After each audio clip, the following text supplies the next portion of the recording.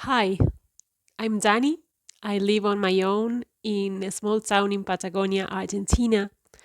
And almost 5 years ago, I left Buenos Aires in search of a quieter life, with the hope of starting a new chapter. When people see me living in my little cabin, they probably think I've got all figured out, that all problems disappeared the moment I fulfilled one of my biggest dreams. And to be honest, I thought so too. Long before I moved here, I spent years watching YouTube videos of people sharing their stories about quitting their jobs, moving somewhere beautiful, building a tiny house, and finally finding happiness and freedom. And in many ways, that's the life I'm living right now, and I'm incredibly grateful for it. But there's another side of the story.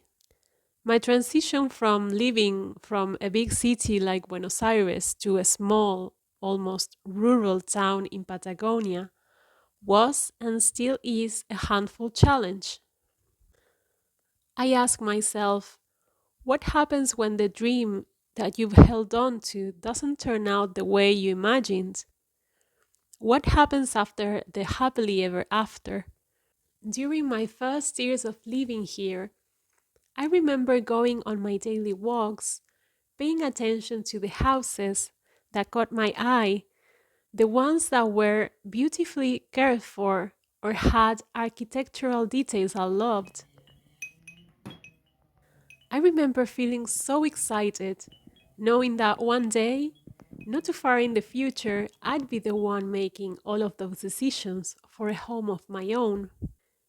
I genuinely thought that designing and building my cabin would be fun and exciting, but I couldn't have been more wrong. I spent so much time imagining how my life would look like once it was finished. I imagined cooking meals with a partner or with friends. I imagined my daily routine, maybe slow mornings, cozy evenings, but mostly having a place that truly felt like home, that made me feel rooted. But even though the cabin was a huge part of my new life here, it wasn't meant to be the whole plan.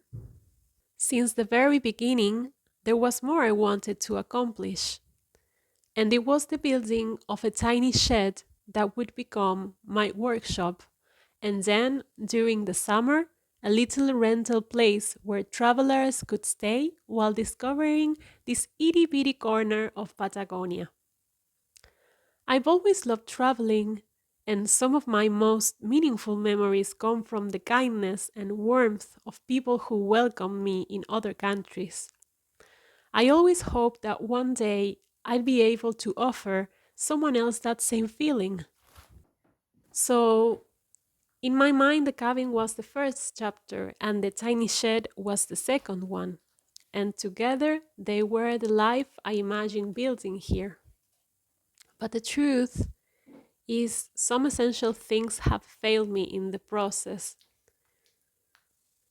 People I trusted disappointed me, my business slowed down, the budget I had carefully planned stopped making sense, and somewhere along the way I realized I was emotionally exhausted. And still, I can look around and recognize how fortunate I am. I don't have to pay rent anymore. I'm surrounded by nature. I can go for quiet walks with hardly anyone around, and I become more connected to the rhythm of the seasons. So, gratitude and disappointment can coexist. Oh, I sure learned it this past year. I've come to accept that it's deeply human to experience conflicting emotions, and I can't and I won't fight against them. I know I can be grateful for this life and still feel the weight of how things didn't turn out to be. But I don't want to say that my story is one of regret. Building a financially, emotionally, and socially sustainable life here has been a much bigger challenge than I've ever imagined. And right now, I must say the biggest challenge is financial. So, as I've mentioned before, the second chapter of my plan, meaning the tiny shed, was going to be a place to work, create, and welcome travelers.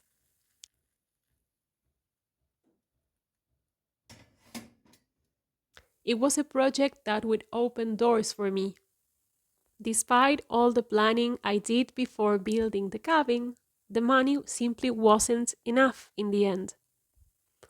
Part of it was the hidden cost that no one really prepares you for, but the biggest and most influential part of it was also trusting people who didn't turn out to be as honest and involved in the building of my cabin as I believed.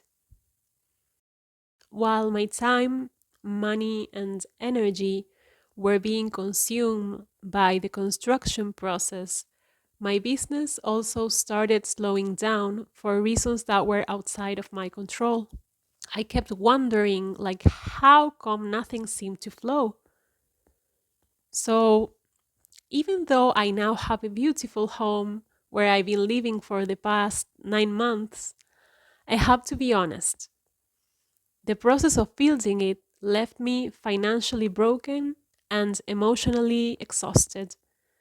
So the question now becomes, what do I do? What's next? Since I don't have all the answers yet, I sure know this. I know I wouldn't want to be anywhere else. I know it's my time to rebuild myself in spite of feeling extremely lost, tired, and not knowing where to begin. I know this cabin doesn't feel like an anchor to this land yet, but I definitely can anchor myself to my dreams and the things that matter the most to me. I still want to travel. I still dream of having a tiny rental place for travelers. I still love living surrounded by nature. I still believe in love and the possibility of building a life with someone. I still have the love for what I do for a living. I still have my beautiful cabin and my cat. And I still have something that has carried me through everything, my creativity. So maybe this is what this next chapter is about, not starting over, but rebuilding from where I am. Have you ever rebuilt yourself? Thank you so much for watching and listening. If you feel connected to my stories, feel free to subscribe.